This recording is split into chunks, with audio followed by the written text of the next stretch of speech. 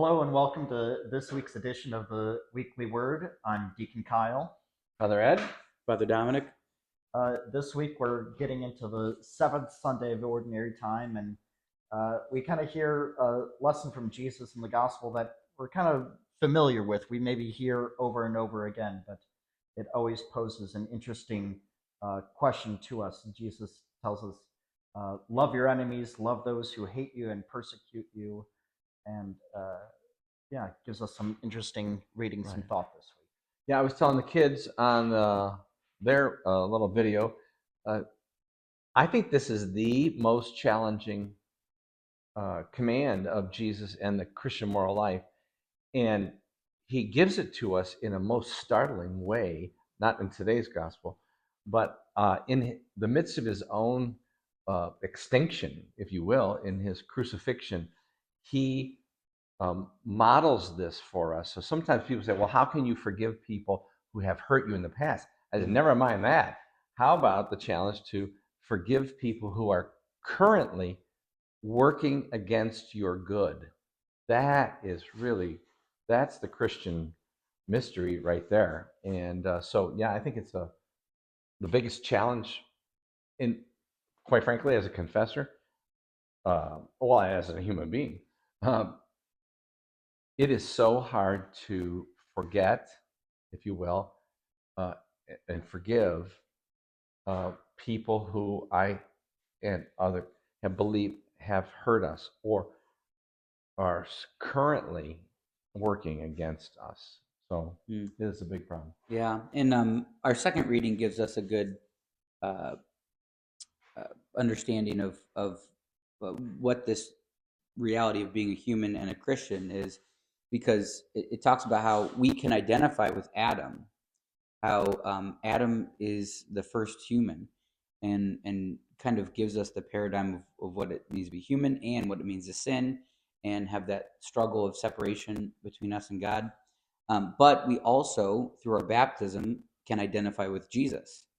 And so we're called to identify not only with fallen, weak Adam, but with the royal, almighty Jesus.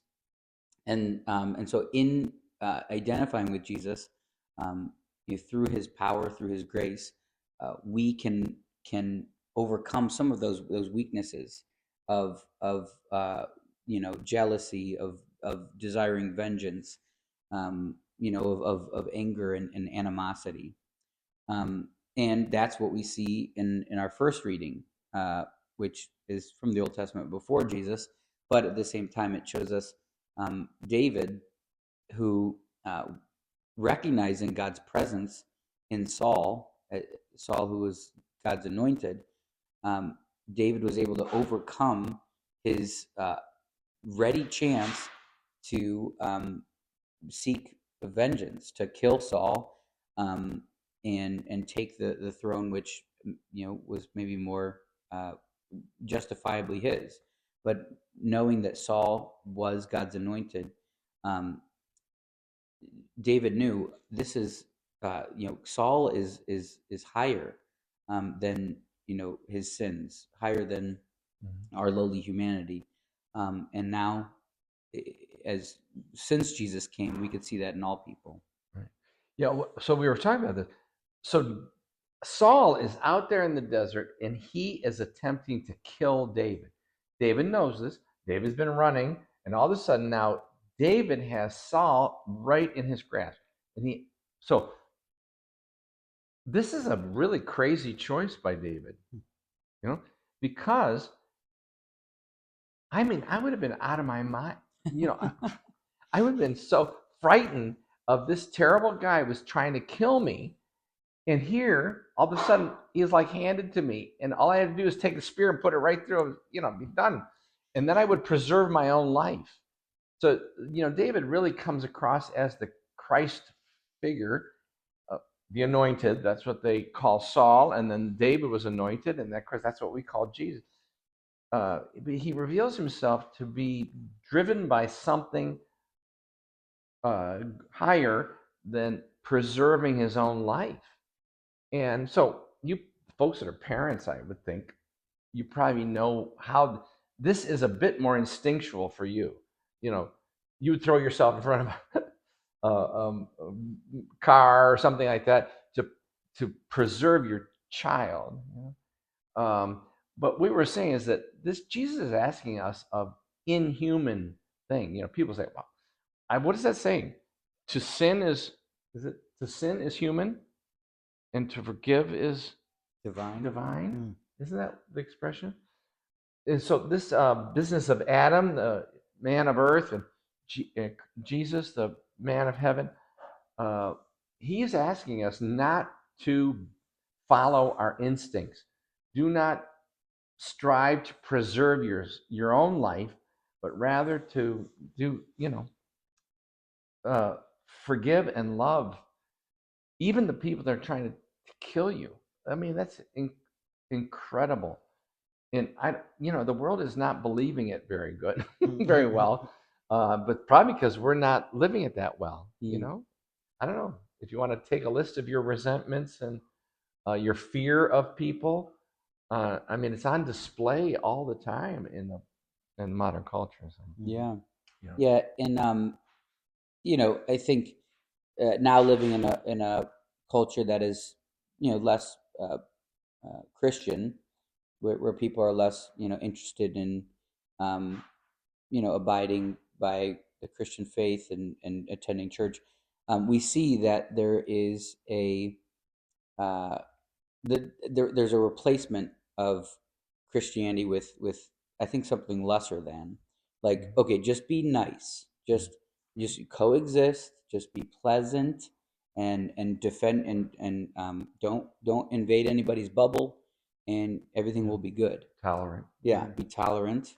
But then under that worldview, the response to injustice is retribution. Right. Oh, they did something I didn't like. I'm gonna unfriend them. I'm gonna take them off my contacts. Oh, that person, committed a crime. Now we need to cancel them and wipe them away from existence. Right. And so that now maybe more than the past generation or so, we really need to examine this Christian idea of mercy, of of that divine love that transcends those human instincts of uh, like spiting other people and getting revenge. Right. We really are not, as they atheists like to say, we are just not rational animals. We are rational animals, but we are so much more. And so we were mentioning what God has done for humanity in Jesus by him taking on our humanity. He just didn't come and take his on his humanity so that we could, he could get down in the pigsty with all of us. By taking on our humanity, he has elevated our humanity by his divinity. So we are called to so much more than our instincts would indicate to us, and our self-preservation. This dog eat dog world. I hate to bring up Bello, but or what? Sometimes you eat the bear, and the other times the bear eats you. That's that's the contemporary philosophy. Some win some, lose some. That's not what Jesus is calling us to. All right. Peace. See you soon.